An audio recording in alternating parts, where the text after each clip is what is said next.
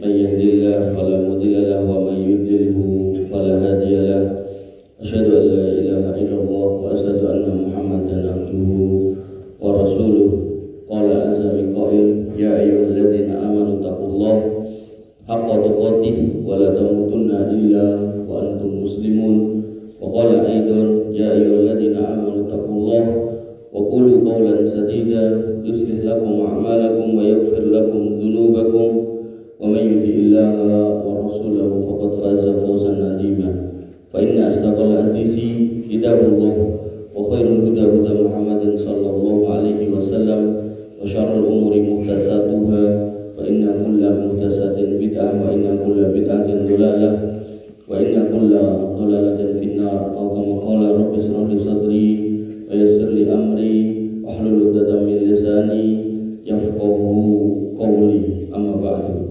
Bapak-bapak yang dirahmati oleh Allah Subhanahu wa taala. Mari fiddin azani Allah wa iyyakum.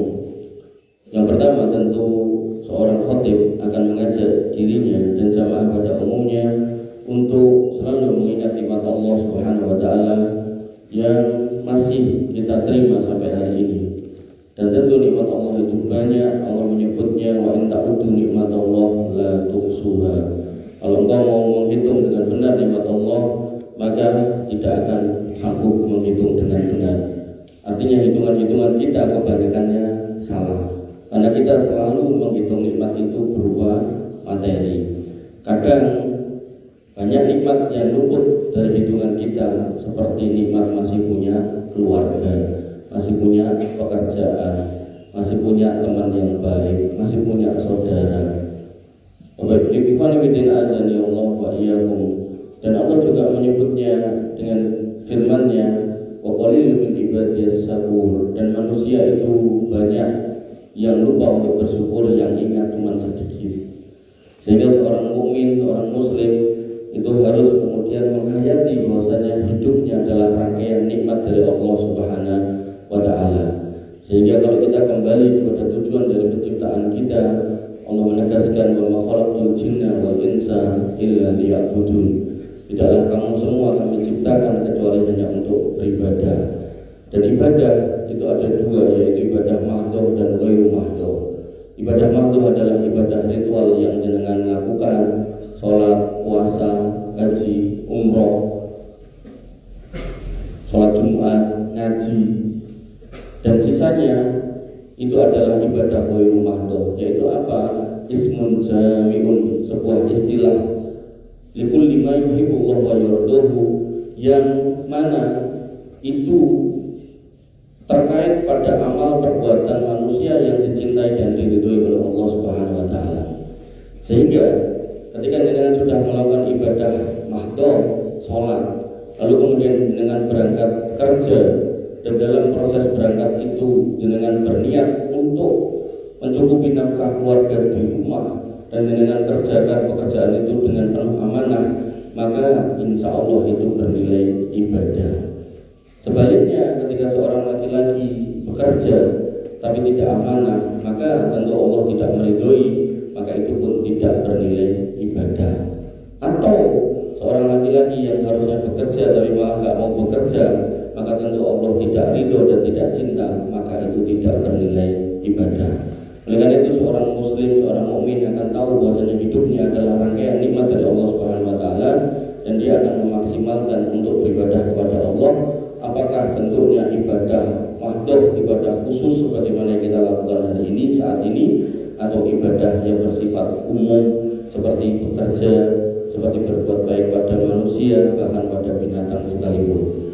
Qanibidin azani Allah wa iyyakum. Dan di antara bentuk kebaikan yang harus kita lakukan adalah bertakwa kepada Allah Subhanahu wa taala. Makanya setiap khatib selalu mengingatkan, ya ayyuhalladzina amanu taqullaha haqqa tuqatih wa la tamutunna illa wa antum muslimun.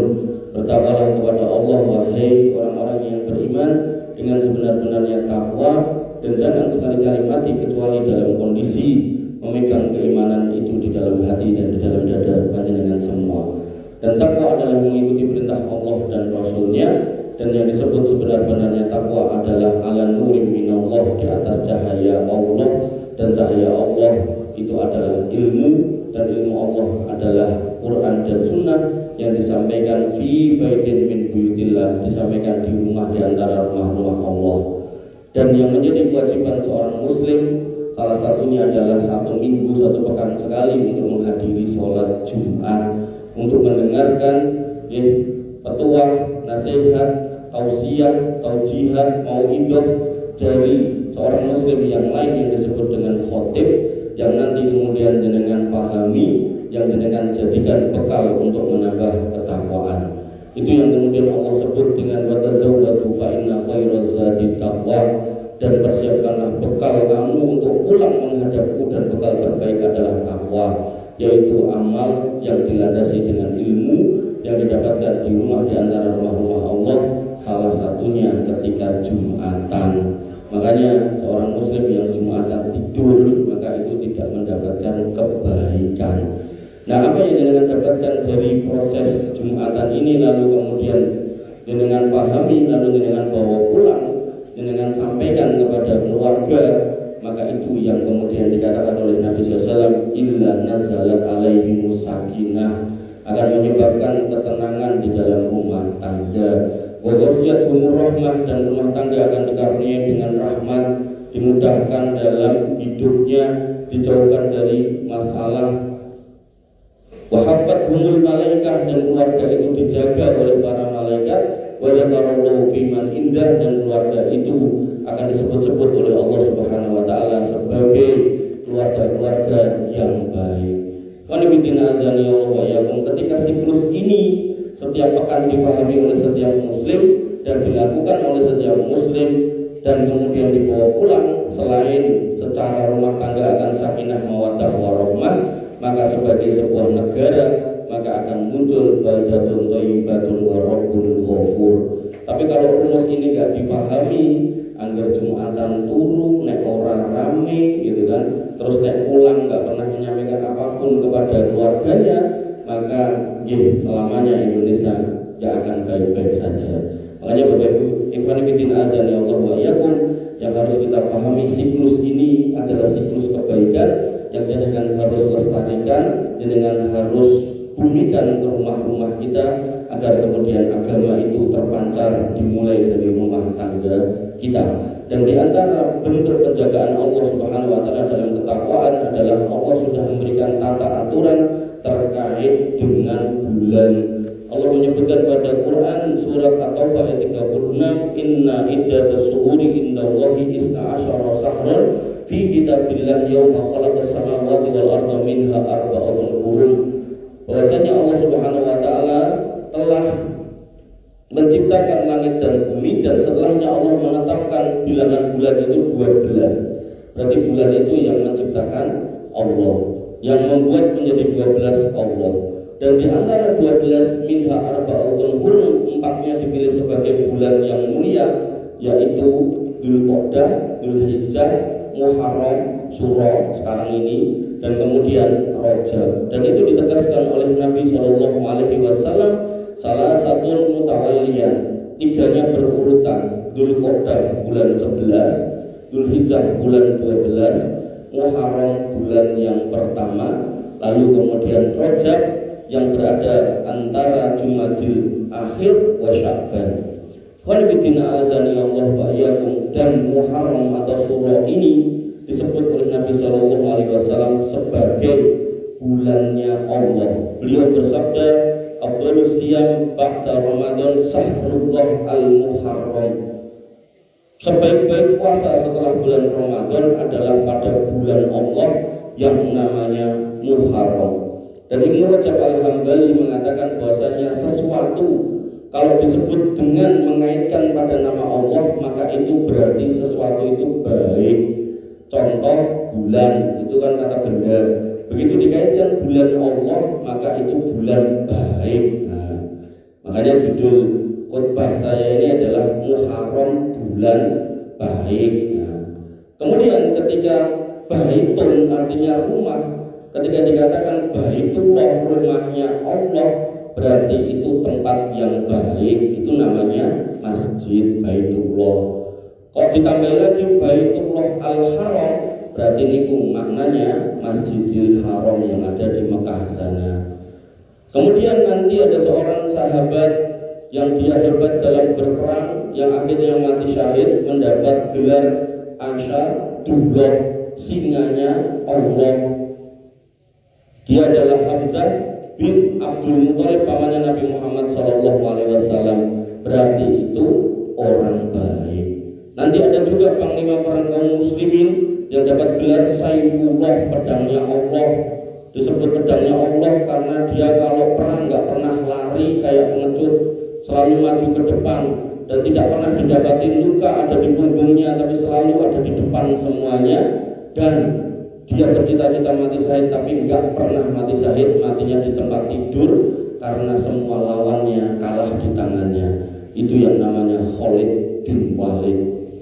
Wanibidina azani Allah wa iyyakum. Maka semua yang dikaitkan dengan nama Allah, termasuk Abdullah, hamba laki-lakinya Allah, atau Amatullah, hamba perempuannya Allah, maka semua itu adalah sebuah kebaikan. Sehingga Al-Imam Hasan Al-Basri pun mengatakan bahwasanya innallaha iftataha as-sanah bis-shahril haram, bahwasanya Allah Subhanahu wa taala membuka satu tahun itu dengan awalan bulan haram, yaitu Muharram, yang tadi disebut sebagai Sahrullah. Kemudian falaysa sahru fi sanah ba'da sahri Ramadan a'tumu indallah minal Muharram. Dan Allah juga menutup dengan bulan haram, yaitu Dzulhijjah, dan tidaklah ada bulan yang lebih mulia setelah bulan Ramadan kecuali bulan Allah yang bernama Al-Muharram. Jadi bulan-bulan haram itu dijadikan bulan penutup dan bulan pembuka, dan yang terbaiknya menurut Hasan Al-Basri adalah bulan Muharram. Jadi Nabi menegaskan, Allah menegaskan, Nabi menjelaskan, ulama menguatkan, kurang pripun melih, sehingga Muharram adalah bulan yang baik. Nah, kenapa kok Muharram itu dikatakan bulan haram? Maknanya ada dua. Yang pertama, di situ diharamkan untuk berperang, karena itu bulan mulia, maka jangan nodai dengan pertumpahan darah. Jadi pada zaman dulu perang itu tidak boleh dilakukan di bulan haram. Dalilnya apa? Quran surat At-Taubah ayat 5, Allah berfirman, fa idan salahul ashurul hurum faqtulul musyrikina haitsu wajadtumuhum. Kalau sudah selesai bulan-bulan haram, maka berperanglah kalian. Tapi kalau enggak bulan haram enggak boleh. Makanya zaman dulu aturannya mau niku, ning sakniki yen wayah-wayah perang gitu. Wa nibidina azani Allah wa iyyakum. Kemudian pada Quran surat At-Taubah ayat 36 disebut bulan haram karena secara khusus bulan-bulan haram ini adalah bulan di mana kita diperingatkan untuk tidak boleh berbuat maksiat. Usahakan sekuat tenaga jangan berbuat maksiat. Allah Subhanahu wa taala berfirman, "Fala tadlimu fihinna anfusakum." Jangan pernah kamu dolimi dirimu dengan berbuat kemaksiatan di bulan-bulan haram. Sehingga Al-Imam Qatadah rahimahullah mengatakan, "Inna dzulma fil ashhuril hurum aqdamu khati'atan wa wisran min ad-dzulmi fi ma siwaha." Bahwasanya kedoliman di bulan haram, kemaksiatan di bulan haram, maksiatnya sama, bentuknya sama, tapi balasan kesalahan dan dosanya lebih besar daripada bulan-bulan biasa. Podo-podo main gaple bulan biasa dosa, bulan haram dosa ning luwih gede. Makanya sebenarnya latihan kita dalam hidup ini untuk menjaga hati dan keimanan kita selain di Ramadan, itu juga di bulan haram. 5 bulan berlatih untuk 7 bulan bertahan di atas keimanan dan ketakwaan. Namun sayang 1000 sayang, Allah justru memberikan cobaan kepada kita, yaitu apa? Di bulan Ramadan kita dilatih untuk beriman dan bertakwa, ning setane dicencang. Nah, di bulan Muharram, bulan Suro, bulan Dzulhijjah, Dzulqa'dah, dan bulan Rajab gak ada dalil yang menyatakan setannya dicencang sehingga setannya muncul. Makanya banyak orang yang tidak paham aturan ini, di bulan haram pun mereka tetap bermaksiat. Khalifidina azani Allah wa iyyakum.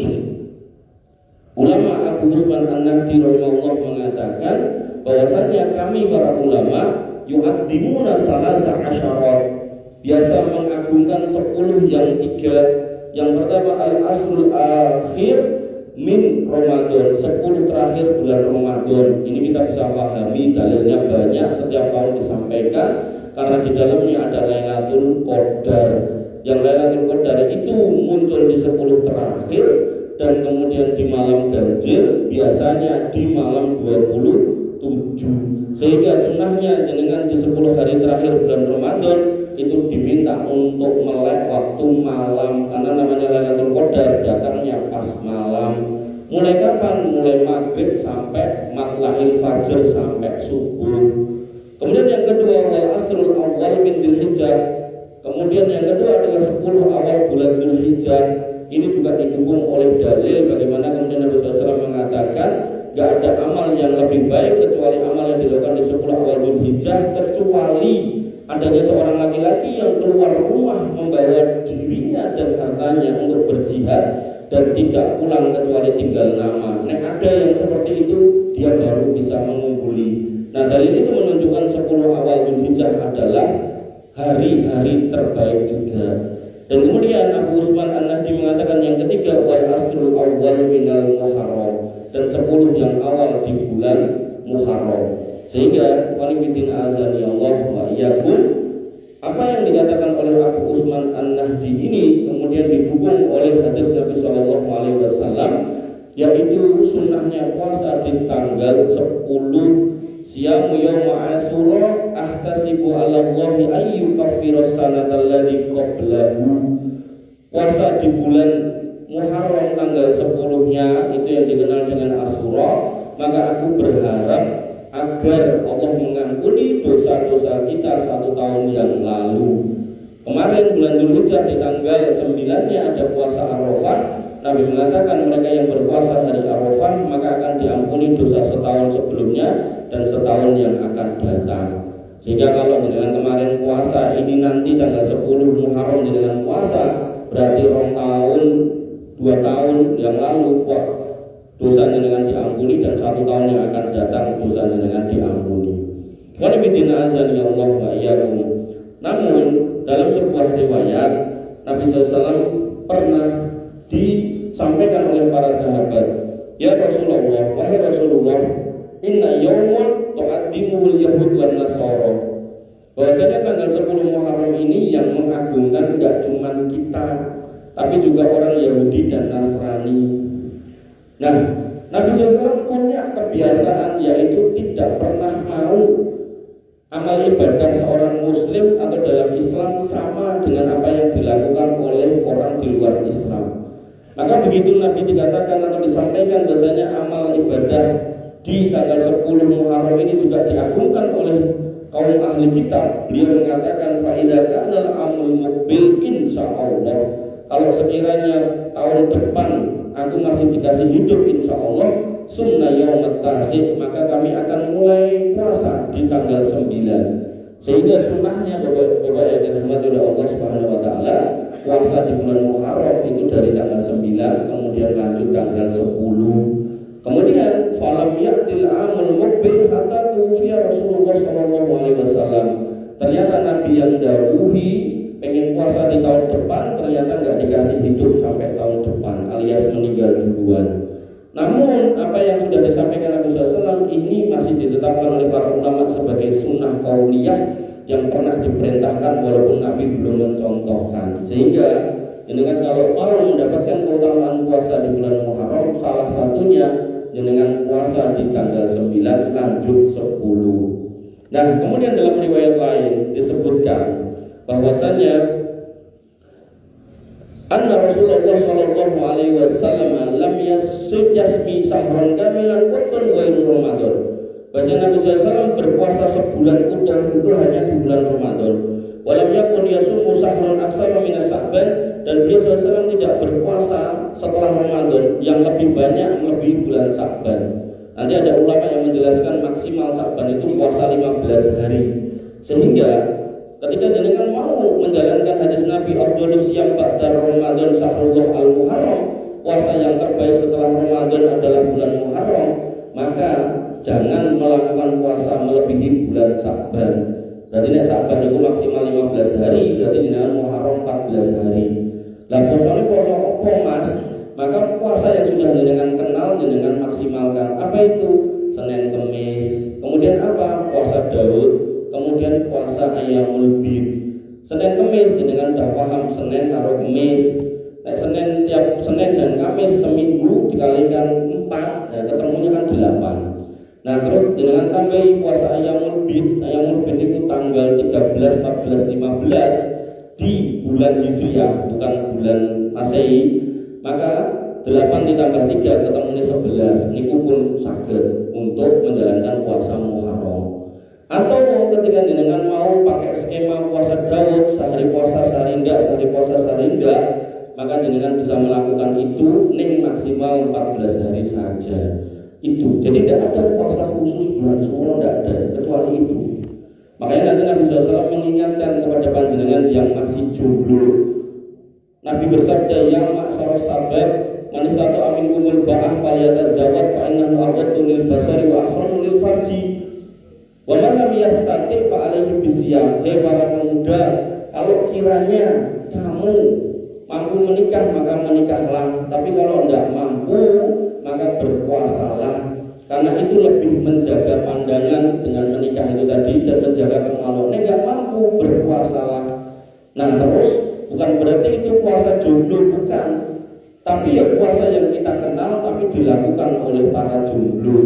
Ya artinya kalau dengan jomblo ya rajin-rajinlah puasa Senin Kemis, rajin-rajinlah puasa Daud, atau rajin-rajinlah puasa-puasa sunnah yang lainnya. Bukan puasa khusus. Makanya nanti ada 3 orang jomblo yang datang kepada Nabi SAW dan mengatakan, ya Rasulullah, saya mau puasa, nggak mau pray, nggak mau buka. Yang satunya mengatakan, ya Rasul, saya mau sholat tahajud terus, nggak mau tidur.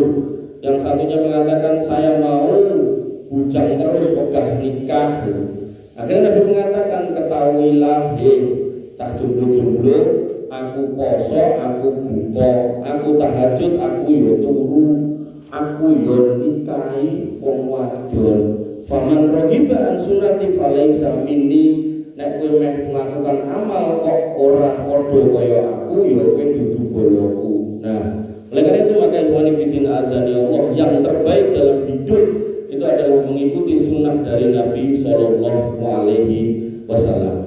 Mungkin ini yang bisa saya sampaikan pada khutbah yang pertama. Barakallahu li wa lakum fil Qur'anil Azim wa nafa'ani wa iyyakum bima fihi minal ayati wa dzikril hakim wa taqabbalallahu minni wa minkum tilawatahu innahu huwal ghafurur rahim.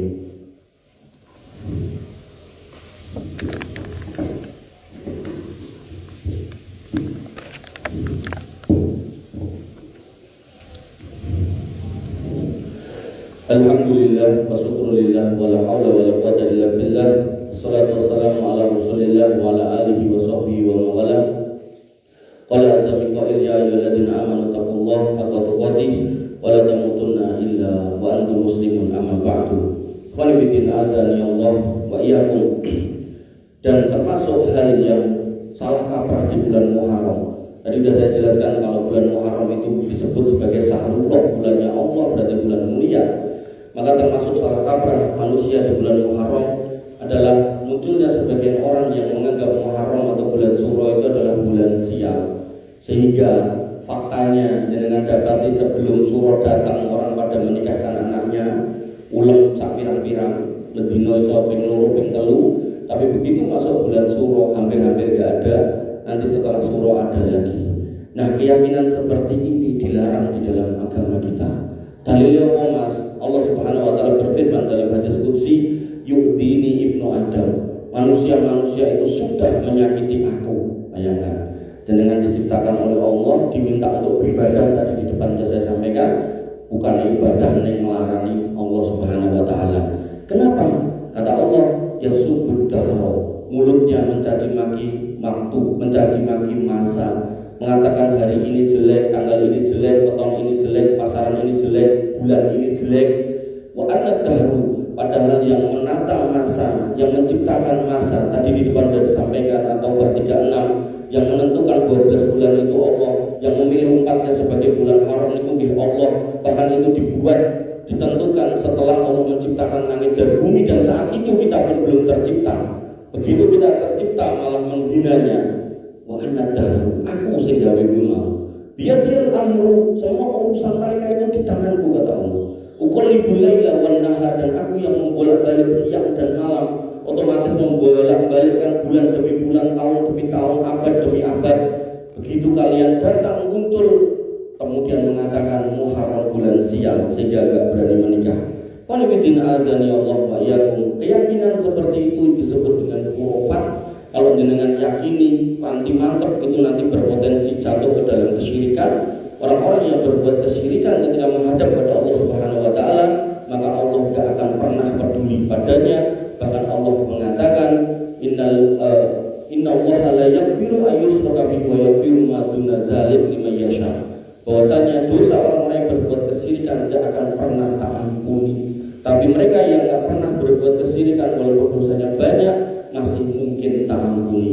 Oleh karena itu maka ikhwanifidin azani Allah wa iyyakum, Allah menyindir orang-orang seperti itu. Dalam firman-Nya Quran surat Al-A'raf ayat 131, Allah berfirman, fa idza ja'atuhumul hasanatu qalu lana hadhihi.